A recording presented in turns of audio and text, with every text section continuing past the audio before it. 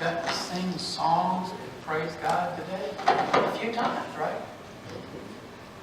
And open His Word. And how precious that Word is, right? That is just amazing how blessed we are.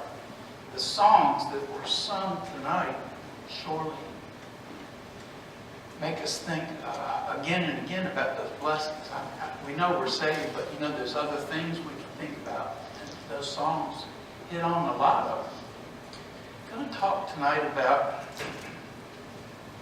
something. I got to look because I forgot what I wrote down. There you go. I don't always have a title on these messages because I'm just made that way. Sometimes I just can't think of a title. But I put a title on this partway through it, and I called it The Light. And I put a colon and put Emmanuel. Right? God with us, He is the light. Right? I want to talk about that tonight. We're going to use a couple of different places. We'll end up in John 1. First few verses of John 1. Started off with a thought out of Proverbs. I've been reading Proverbs. There's a lot of Proverbs about wisdom, God's wisdom. And several of the first ones, he's passing wisdom on to his son, like he's talking to his son and so forth. And a lot of different things there, but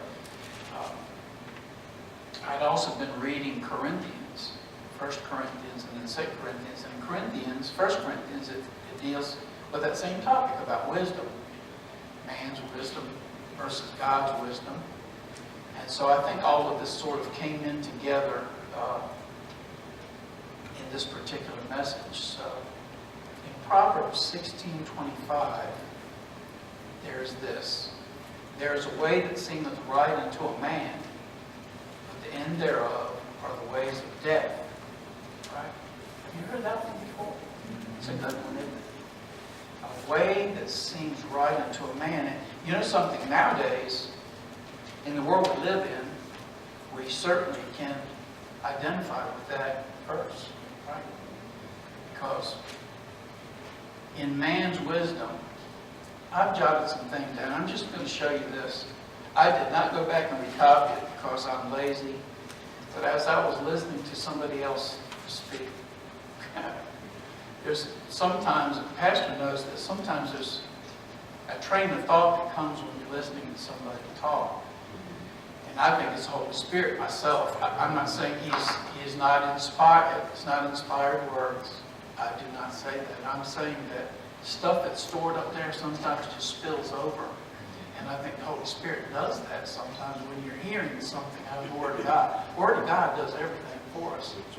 We don't treat it that way. But anyway, I wrote these. I want to read these to you before we get into the message. Talking about the light. We're going to get to the light. But we're kind of looking at the necessity of a light. So let me read this. Talking about man's wisdom. A way that seems right unto a man, woman. We're not going to leave the ladies out. There's a way that seems right unto a woman. But the ways there are the ways of death. We have this, thinking about that passage in that verse in Proverbs. There's so much foolish living because man chooses to live his own way. There's a foolishness to the way that we live, even Christians sometimes. We kind of put aside what's actually important because of the busy days that we have, or just our own thoughts. We just can't seem to shed those thoughts that we have, the busyness sometimes. But there's a foolish living. All living apart from God is foolishness. Isn't that a true statement? All living apart from God is foolishness. We live as if sometimes we live